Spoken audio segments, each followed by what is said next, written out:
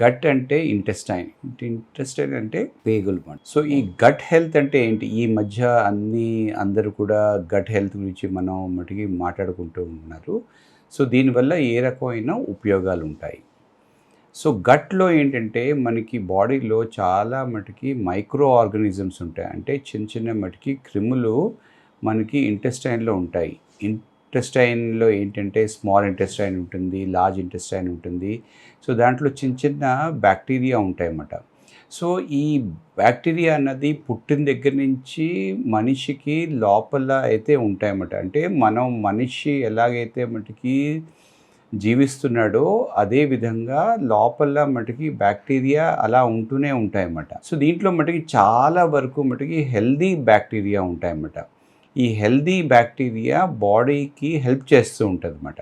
దీన్నే మనం gut microbiome అని అంటాం అన్నమాట. ఈ గట్ మైక్రోబయోమ్ వల్ల ఏమవుతుంది అంటే బాడీకి ఇమ్యూనిటీ వస్తుంది. ఇంకోటి ఏంటంటే it helps in digestion. So బాడీలో మనం తినే తిండి, ఆహారం సరిగ్గా ప్రాపర్‌గా బ్రేక్ డౌన్ చేసి దాన్ని డైజెషన్ అది మటికి చేయడానికి ఇది మటికి తోడ్పడుతుందన్నమాట.